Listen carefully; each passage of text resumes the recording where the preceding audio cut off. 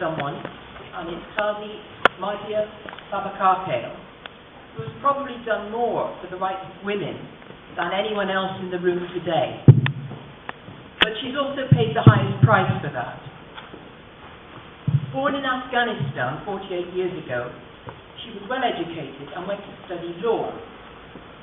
An outstanding student, she was selected to become a trainee at Afghanistan's Supreme Court, and subsequently became one of the very few women judges in the country, although limited, of course, to family courts. In this role of Qazi, or judge, in the 1990s, she therefore had a close-up view of the serious undermining of the position of women under the Taliban. She began to champion the rights of women, a dangerous occupation. After 9/11, the Taliban were toppled from actual government, but they continued to wield power, both in Afghanistan and in Pakistan, where Marzia had set up schools for Afghan refugees. Marzia's visits to America at this time, in a group of Afghan leaders trying to make links outside their country, these were the last straw as far as the Taliban were concerned. She stood for everything that they wanted to hold back. With Malala Yousafzai in 2012, it was a gun attack. But with Marzia in 2007, they were a bit more subtle. They staged a car accident. On crutches, she appeared on television and in numerous newspaper articles, continuing to challenge the treatment of women in her country. But eventually, agents informed her that her name was on a Taliban hit list and advised her to leave the country immediately. There is a strong possibility that she can never, ever go home. So this is how she's ended up in Oldham, a country where, as this week's news from Bristol and Oxford reminds us, women are free from male violence. It just took 4 months for the British government to grant Marzia official status as a political refugee. She speaks Pashto, Urdu, Dari, Farsi, and Arabic. Arriving here in 2008, she began, rather wearily I suspect, to learn English. She's a judge, a teacher, and an activist.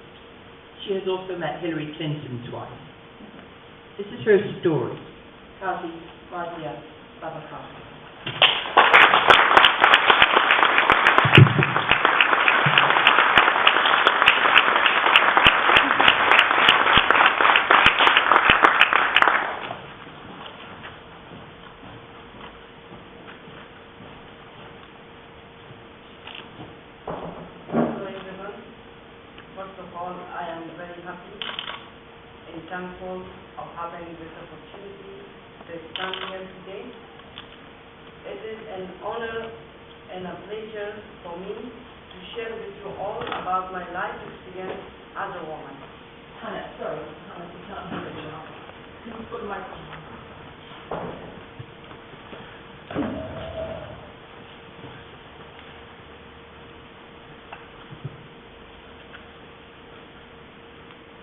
6 years ago, I had everything in life.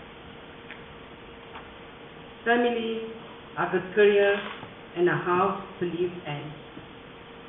I never dreamed of seeking asylum in a different country. The Taliban forced me and my family to leave the country I love. I was attacked and treated with my life for raising my voice against the treatment of women in Afghanistan. As many of you will know, the problem of Afghan women continues today. I was lucky enough to be born into a family where girls were encouraged to fulfill their dreams. After a degree in Islamic law and a master's degree at Kabul University, I trained to become a judge or Qazi, specializing in family law. It was my experience working in the family court that made me realize the range of injustice against women at that time.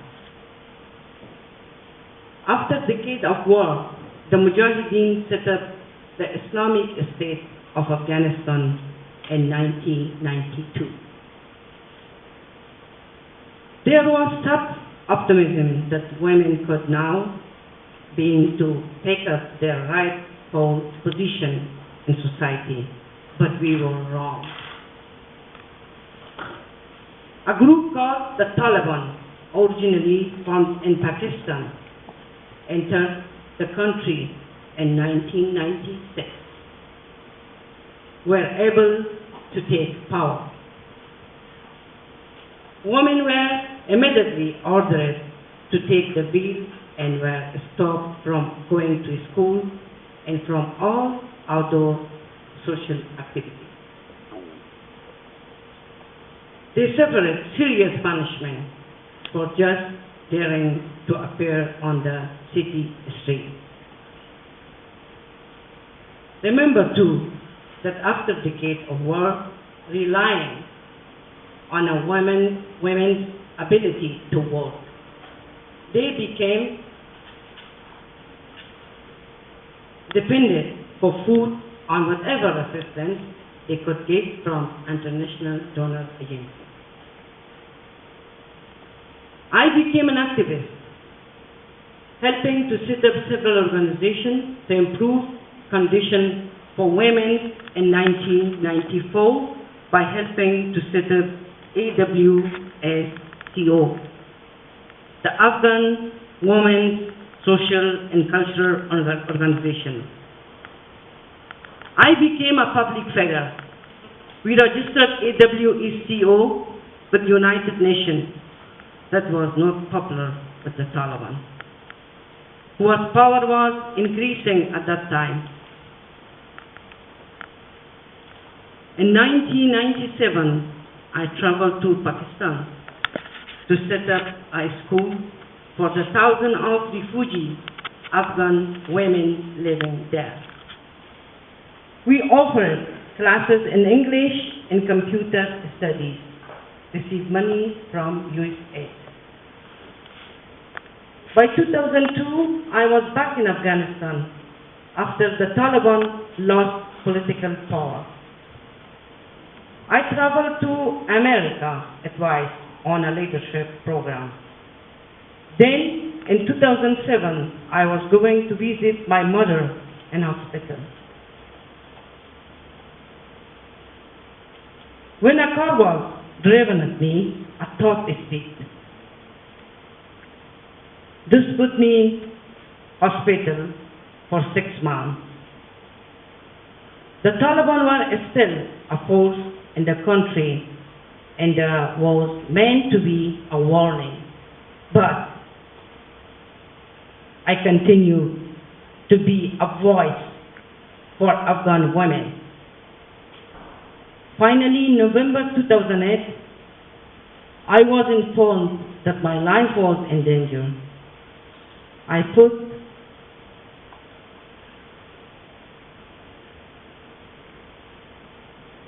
on a burqa and went straight to the airport.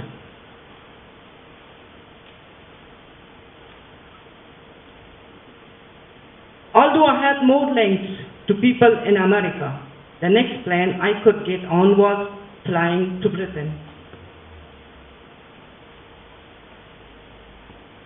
So, just got on. These were the worst days of my life. It's not easy to start your life afresh at the age of 42.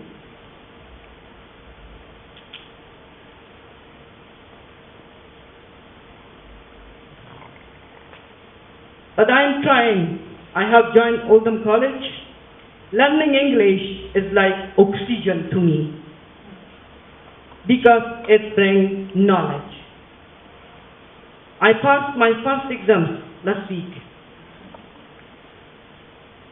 International Women's Day brings hope to many women who sometimes think the world has forgotten about them. They threaten me to do something for Afghan women. Keep me going. Now that there is an elected government in the country, women still suffer, but many of them are now questioning